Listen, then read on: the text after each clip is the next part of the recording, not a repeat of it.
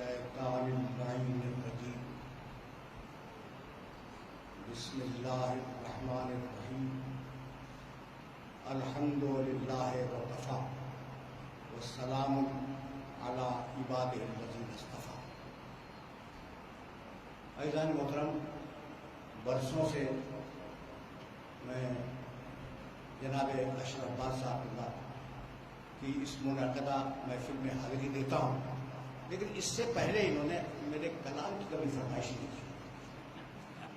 ایسا ہے آج فرمایا کہ کلام تو ٹوٹے پھوٹے شعر تو میں بھی کہہ دیتا ہوں، لیکن واقعی شعر ذہن میں نہیں ہے، اور اگر ہوتے تو یقیناً میں حاضر ہوتا۔ ایک موقع ہے جب سن لیتے ہیں شعراء کو اور لطف اٹھا لیتے ہیں۔ میں لاؤڈ تھنکنگ کروں تھوڑی سی، لاؤڈ تھنکنگ۔ جناب شاعر نے اپنے شاعر ہونے کا جو ثبوت دیا وہ اس مصرے میں، مصرا کیا تھا؟ اللہ اور نبی کی، تو اللہ تو غنی الحمید ہے، اس کی تو کوئی ضرورت ہوتی نہیں ہے، لیکن شاید کو حق حاصل ہے کہ وہ استعمال کرے۔ ہاں، مطلب یہ ہے کہ نہیں، بہت اچھا تھا، اور یہ آپ کو یہ لیبرٹی حاصل ہے اس لیے کہ شعر میں ہے مبالغہ، اور مبالغہ کا مطلب ہے کہ بات کو بڑھا کے بیان کرنا۔ تو اب اللہ کی کوئی ضرورت نہیں ہو سکتی، وہ قادر مطلق ہے، وہ غنی ہے، مستغنی ہے، ضرورت کا لفظ تو نہیں ہے نا، لیکن یہ کہ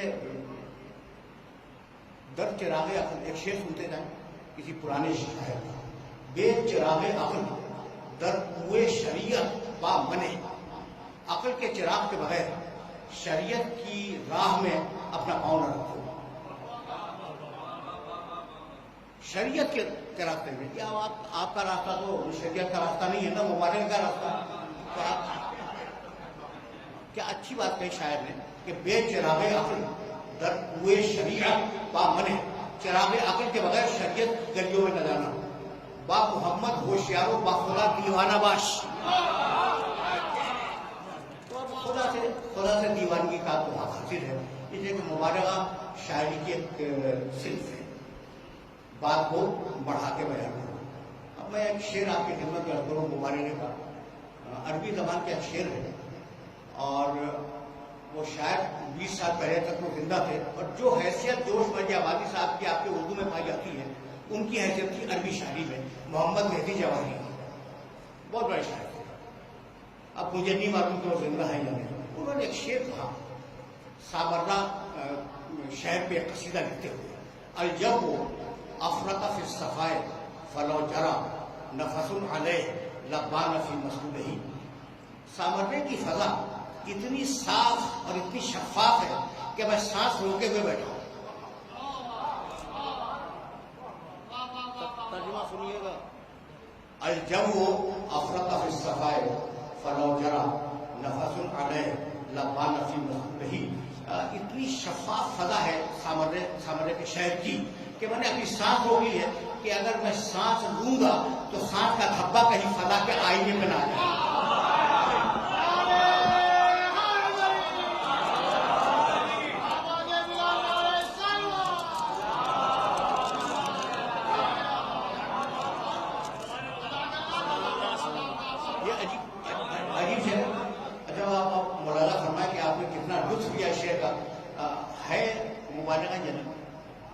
مبالغہ تو ہے، حقیقت تو نہیں ہے، مبالغہ تو ہے۔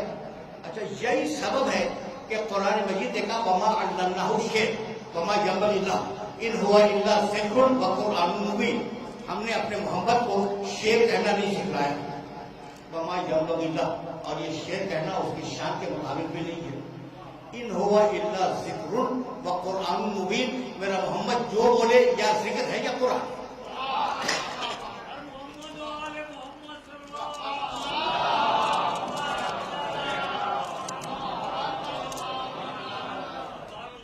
یہ مرحلہ فکر عجیب ہے، بڑی مشہور آیت ہے سورہ یاسین کی، وما علمناہ الشعر، ہم نے اپنے محمد کو، اپنے حبیب کو شعر کہنا نہیں سکھلایا. وما ینبغی لہ، اور یہ شعر کہنا اس کی شان کے مطابق نہیں ہے. ٹھیک. ان ہوا الا ذکر و قرآن مبین، میرے نبی کی زبان مبارک سے جو لفظ میں نکلے یا ذکر ہے یا قرآن ہے. تو یہ اچھا بھائی اب یہ بتاؤ مجھے کہ شاعری اچھی چیز ہے یا بری چیز ہے؟ آپ تو کہیں گے ہی کہ اچھی چیز ہے،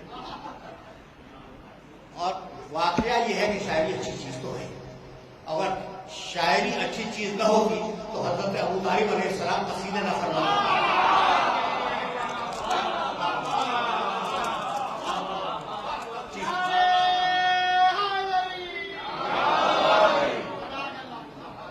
امیر المومنین کا دیوان اس وقت موجود نہ ہوگا. دیوان ہے تو شاعری چیز تو اچھی ہے. اب یہ جب چیز اچھی ہے تو اپنے حبیب کو کیوں بچا لیا، اسے شعر کہنا کیوں نہیں سکھلایا؟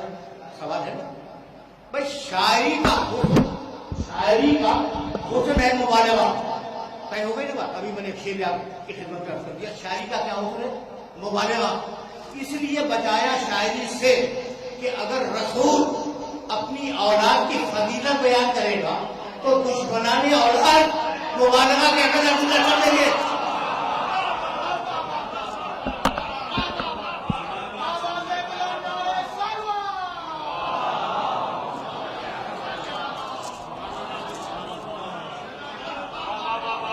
یہ جو منافقین ہے نا، کہیں گے بھائی شاعری کا تو حسن ہی مبالغہ ہے، رسول اپنی اولاد کی شان میں مبالغہ کر رہا ہے. اس لیے کہا وما علمناہ الشعر وما ینبغی لہ ان ہوا الا ذکر و قرآن مبین. میرا محمد جو بھی بولے یا ذکر ہے یا قرآن ہے.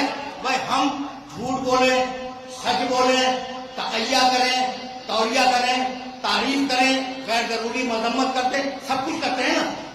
یہ ہمارے قول کی قسمیں ہیں.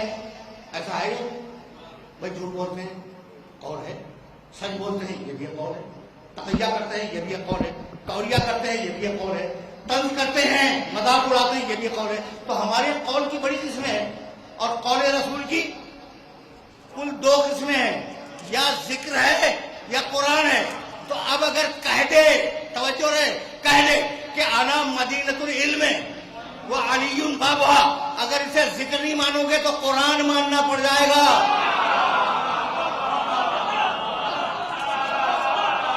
سیدھی بات.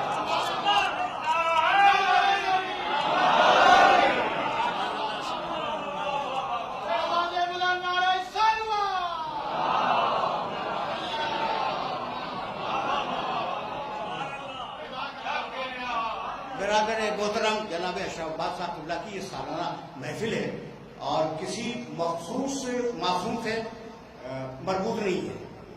حسن اتفاق سے شہزادی کی تاریخ ولادت سے متصل ہو گئی آ کر.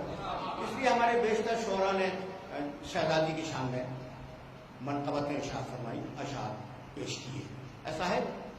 اب آخر کلام میں ایک جملہ کہہ کے میں یادہ چاہوں بھائی، یہ دنیا کا سب سے پہلا رشتہ کیا ہے؟ سب سے پہلا، سب چپ ہے بھائی. سب سے پہلا رشتہ ہمارے باپ اور ہماری ماں کا تھا، آدم اور حوا کا. تو سب سے پہلا رشتہ ہے زوجیت کا رشتہ. باپ دادا تو بعد میں آتے ہیں. ایسے ہی ہے کہ آدم علیہ السلام خلق ہوئے، جناب حوا سلام اللہ علیہ وہ خلق ہوئی اور ان کی شادی ہو گئی پروردگار نے. اور آپ کو معلوم ہے کہ مہر میں درود تھی جو آپ کو پڑھنی چاہیے نہیں؟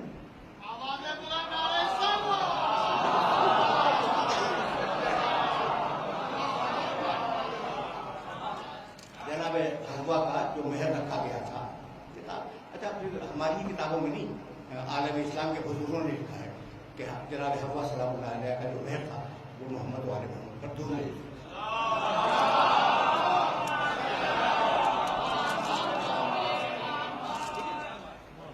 تو پہلا رشتہ آدم و حوا سے استوار ہوا اور وہ رشتہ تھا شوہر اور زوجہ کا رشتہ. پھر شوہر زوجہ جب صاحب اولاد بنیں گے تو ماں کا رشتہ آئے گا، باپ کا رشتہ آئے گا. اور پھر جب وہ اولاد کی اولاد پیدا ہو جائے تو دادا دادی نانا نانی یہ پیدا ہوں گے. تو سب سے پہلا رشتہ ہے زوجیت کا. جب اس زوجیت کا رشتہ مرد بناتا ہے یا عورت کا؟ بہت توجہ رکھیے. 3 ہی طریقے ہیں رشتے کے استوار ہونے کے. ایک یہ آرام سے سنیے 2 جملے, اور یہ لاؤڈ تھنکنگ کر رہا ہوں میں, سوچ کے بول رہا ہوں. تو پہلا رشتہ کیا ہے؟ زوجیت کا, زوجہ. ٹھیک, پھر شادی ہوئی تو ماں باپ بن گئے, یہی ہوا. تو دوسرا رشتہ کیا ہوا بھائی؟ ولدیت. تو رشتے پیدا ہوئے زوجیت سے, ٹھیک, اور دوسرا رشتہ پیدا ہوا پیدا ہونے سے. تیسرا طریقہ اور ہے رشتے کا, اور وہ اگر یہ سارے بزرگ بیٹھے ہوئے مسئلہ ہو گیا ہے, چھوٹے وقت کا آئے. اچھا ادھر دانشور حضرات تشریف فرمائے. یا تیسرا رشتہ ہے رضاعت کا. رضا, دودھ پلانا. تو کیا مرد دودھ پلاتا ہے؟ دودھ تو عورت پلائے. اچھا بھائی, اب وہ اس شہر میں توجہ رکھیے, اس شہر میں ایک لڑکا ہے اور ایک لڑکی ہے, یا دونوں لڑکیاں ہیں یا دونوں لڑکے ہیں کسی گھر میں, اور 2 الگ الگ اشخاص کی اولاد ہیں. تو اگر آپ نے ایک گائے کا دودھ پلا دیا دونوں کو, لڑکی کو اور لڑکے کو, تو کیا وہ رضاعی بھائی بہن بنیں گے؟ نہیں بنیں گے نا. اچھا, اور اب یہ بڑی عجیب بات ہے کہ ایک شہر میں ایک محلے سے دودھ خرید کے لائے, ایک لڑکی کو پلایا اور ایک لڑکے کو پلایا, دونوں رضاعی بھائی بہن نہیں بنے گے. لیکن اگر ایک ہی عورت کراچی میں ایک لڑکے کو دودھ پلا دے اور لاہور میں جا کے دودھ پلا دے ایک لڑکی کو, تو دونوں بھائی بہن ہو گئے یا نہیں ہو جائیں گے. رشتوں کے طریقے ہیں, چوتھا کوئی طریقہ نہیں ہے, اور وہ تینوں عورت بناتی ہے, زوجیت, ولدیت, رضا. تو اب یہ مرد حضرات جو تشریف فرما ہے, ممکن ہے کہیں پردے میں خواتین بھی سن رہی ہوں, لیکن اس وقت ہمارے میرے سامنے مرد حضرات تشریف فرما, تو مرد حضرات اس خوش فہمی میں نہ رہیں کہ وہ رشتے بناتے ہیں.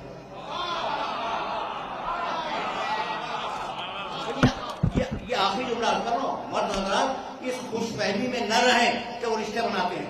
رشتہ بناتی ہے فقط اور فقط عورت. گھر میں آئی زوجہ بنی, اولاد دی ماں بن گئی, دودھ پلا دیا پھر ماں بن گئی. تو رشتے مردوں سے نہیں چلتے, رشتے ہمیشہ عورتیں چلتے ہیں. یہی سبب ہے کہ آیت تطہیر کی شان نزول میں جب تعارف ہوا تو محمد سے نہیں ہوا, ہم فاطمہ و ابوہا.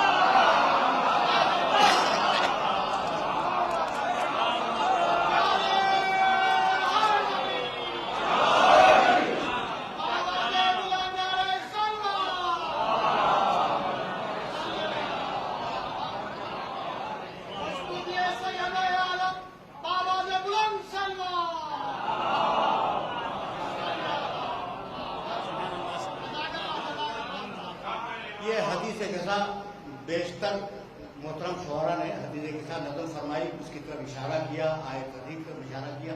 تو حدیث کے ساتھ شان نزول آیت تطہیر ہے, تو یہی تو ہے نا. اچھا, تو ہم فاطمہ تو وہ ابوہا وہ باغا وہ بنوا. کون ہے بھائی چادر میں؟ فاطمہ ہے, ابوہا اس کا باپ ہے, باغا اس کا شوہر ہے, بنوا اس کے بہت سے لڑکے ہیں.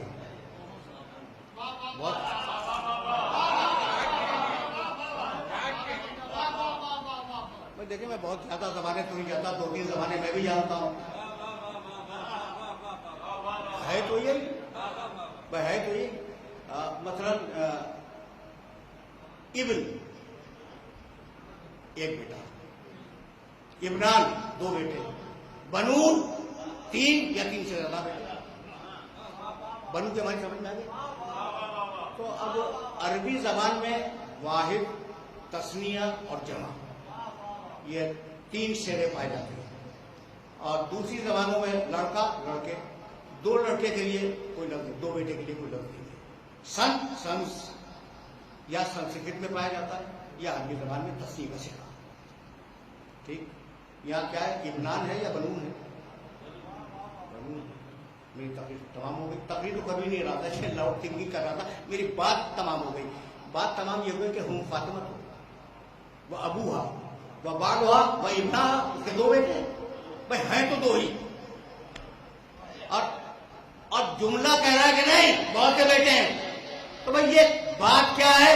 अगर दो बेटों का तस्करा होगा तो तहारत हसनैन पे रुक जाती। अब जहां तक नस्ल फातिमा में इस्मत जाए वहां तक तहारत जाए।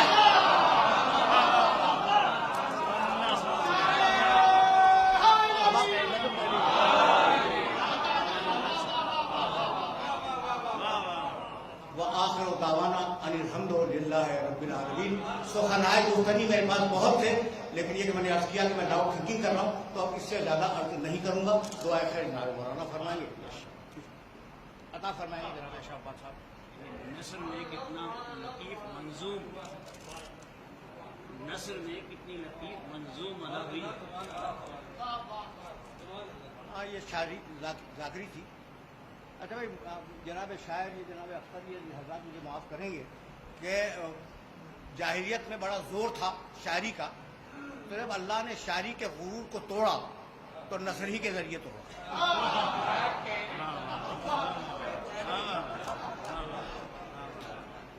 ऐसा है।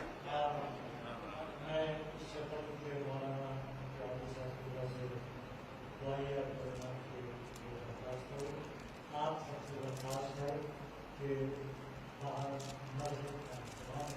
उसमें शिरकत करके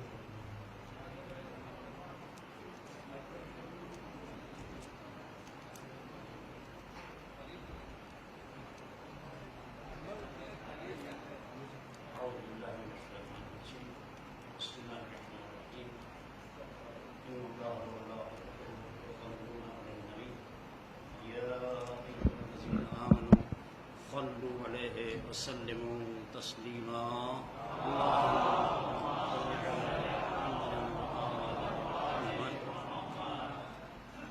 इलाही बेअख़स्स सिफ़ातिका व बेइज़्ज़ जलालिका व बेअज़्ज़म अस्मातिका व बेइस्मत अंबियाइका बेदम शुहदाइका बेमनजात सुलहाइका बेदुआए फ़ुक़राइका नस्अलुका ज़अदतन फ़िल इल्म व सिहतन फ़िल जिस्म व तूलन फ़िल उम्र व बरकतन फ़िल रिज़्क़ व तौबतन क़ब्ल अल-मौत व राहतन इंद अल-मौत व मग़फ़िरतन बअद अल-मौत व नूरन फ़िल क़ब्र व निजातन मिन अन-नार व दुख़ूलन फ़िल जन्नह बेहक़्क़ मुहम्मदिन व आलिहि अत्ताहिरीन।